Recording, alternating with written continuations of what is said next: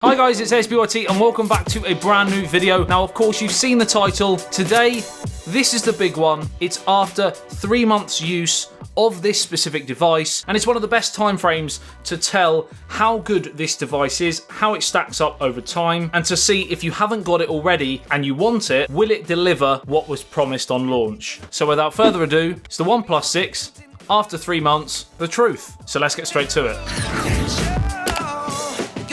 Right, so welcome back to a brand new video. Like I said, today we're talking the OnePlus 6 and how it has stacked up over time. So I've kind of got a few bullet points in my head. I've not really written anything down, so it is going to be just a complete kind of off the cuff how I've got on with this phone in 3 months. So I actually did an unboxing video on this phone, I think the day after the launch, so around the 18th of May, and it was then released on the 22nd. I've been using this on and off pretty much for around 3 months, obviously swapping out for other phones for testing reasons, etc. But I've always put the SIM back into this device. So first up, the slogan for the OnePlus 6 was the speed you need. So it was meant to be as fast on launch as it was a month, 3 months, 6 months, a year later. And so far, after 3 months, I can validate that claim. It is still the fastest, in my opinion, the fastest Android smartphone on the market. It's got all the high-end specs, the Snapdragon 845, the Adreno 630, 6GB or 8GB of RAM depending on what model you've got. I think I've got the 8GB version. Just checking.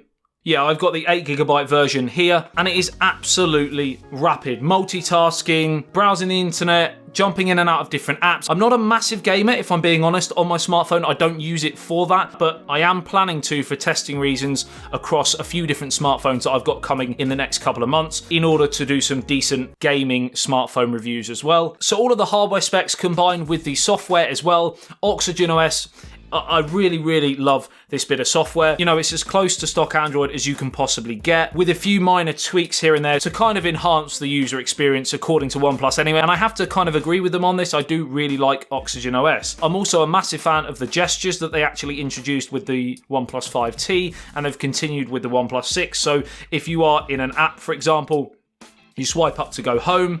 You can also flick up from the left or the right-hand side at the bottom and it will go back. So as you can see there, it's gone back. And if you swipe up from the middle and hold, it then brings up your recent apps drawer, and then you can obviously swipe your apps away, etc., or just choose a specific app from there. And I almost prefer the way OnePlus have done gestures than actually Google themselves with Android Pie. I did do a kind of overview of all the new features, or all of the main features of Android Pie or Android 9, whatever you want to call it. And in that video, I stated how I did like the fact that Google were introducing gestures, but I think OnePlus and Apple with the iPhone 10 have done it better. Right, so I've said one good thing about the OnePlus 6. I'm now going to jump to a couple of problems or things that I didn't like, and whether the problems have resolved over 3 months or not. The first one was, of course, the speaker quality and loudness. Now, on my original, I think after 2 weeks or after a month's use of the OnePlus 6, I did state at the time that the actual speaker volume, there was kind of nothing, or it was at least very minimal or low. There was no real change between 0 and halfway. As soon as it gets to halfway, it kicked in, and then it went kind of average to pretty loud. And that was something I wanted to change. I wanted to hear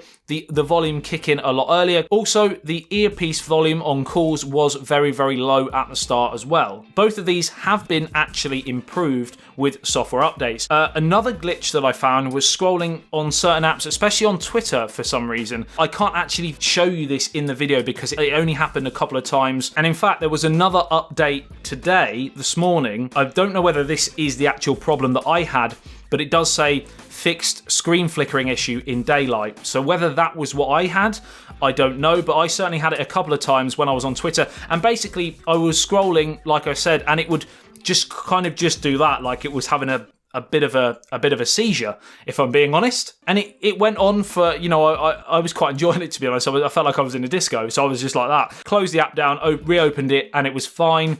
And then it happened about a week or so later, again, closed it down, and then it was fine, and then it kind of disappeared, and I haven't had it since. Now they're saying that they have fixed an issue like that. Again, I don't know whether it is that specific issue, but it sounds like it might be. Another glitch I had was a white line when I was watching YouTube videos, and again, I had that, I think, 3 times, and it would just be one white line right across the top, and it wouldn't go away. I couldn't get rid of it unless, again, I closed the app down and reopened it. Again, I did that 3 times, and again, it's disappeared, and I haven't had that for 6 weeks maybe, so maybe that's something that's been resolved as well. And the only other main glitch that I found outside of the occasional crash, which is very rare, I must say, I can count them on maybe 3 fingers. So 3 times would probably be easier to say.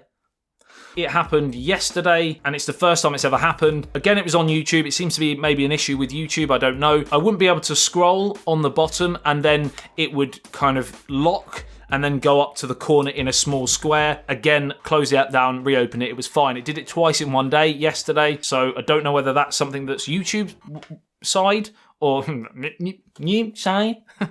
Also, they still haven't actually matched up the top bezel and the bottom bezel when you have the hide the notch option on.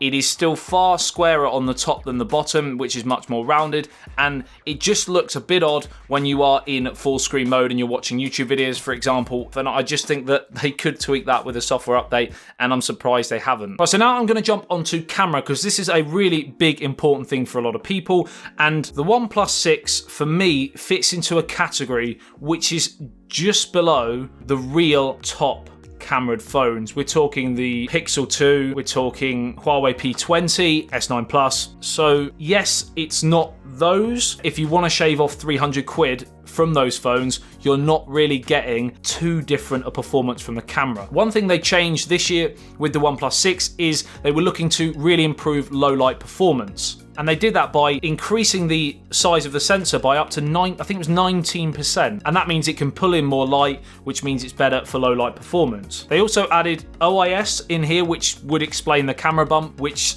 I'm not a massive fan of, but there is kind of a reason for it. Last year with the OnePlus 5 and 5T, the camera was obviously up here. There's less room, it's more narrow, whereas on the middle there's slightly more room, which means they can, of course, add in OIS. And again, it would compensate for movement, and then especially in low light, you're meant to get better performance because of that. And while I definitely think that it has improved over last year's phone, I still think it's an area where it can be improved more. I don't think the low light performance on the OnePlus 6 is, again, as good as the Huawei P20, the Samsung S9, but they're certainly heading in the right direction. In normal daylight, you get some really, really nice photos. It is, like I said, a very, very good camera. Not the best, but very, very good. It's very natural as well. It's more true to life than some of the others. They tend to, in my opinion, oversaturate. Some people would prefer that. They would prefer the sort of Instagram-friendly photos, for example, that are slightly almost filtered, often using AI, which is something that they don't use on the OnePlus 6. Not a massive problem for me. I'm not quite sold on that concept yet. I understand where they're going with it, but I tend to not actually use it on those specific phones. So I quite like the idea of having a very natural picture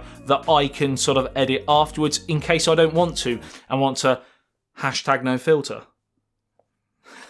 In terms of the front camera, it does a reasonable job. I'm not a massive fan of the portrait mode that they actually updated it to. They updated the software again about 2 weeks after the release, and it added the sort of blur effect, but it is software based, and it sometimes misses sort of the edges of the hair and sort of collars or things like that. It's not the best and can definitely be worked on. It's not horrendous. And as well as the updating the front facing camera software, they've also at a later date included the compatibility with Google Lens, for example, which means you can actually get information about the specific object in the photo, for example. Okay, so now I'm going to jump onto battery, and with its 3300 mAh, which isn't the biggest on the market, it does perform pretty well. It performs better than most 3300 mAh battery capacity phones that I've tested. Would I prefer a bigger battery? Would I prefer an extra 700 and go to 4000? Yeah, obviously. And that's mainly because I am a power user on this phone. Yes, like I said, I don't game, for example, that much at this moment in time, but I'm always on my phone, checking updates, checking emails, checking YouTube. I mean, often lost in the black hole of YouTube for 5 hours with those crazy videos.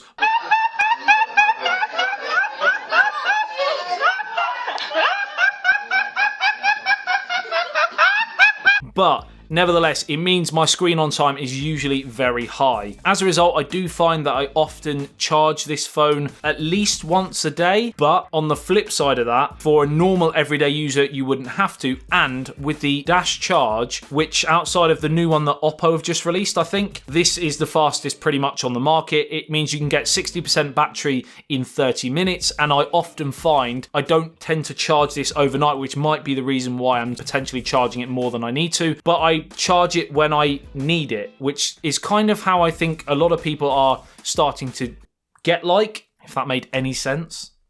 So in terms of battery, it's still an A for me. Not an A star, because if they can get dash charge going or warp charge, which possibly might be coming to the 6T, plus a 4000 mAh battery, then absolutely sensational. A+, A star. Just, I'll give you the grades, OnePlus. Just take the grades from me and take my money as well.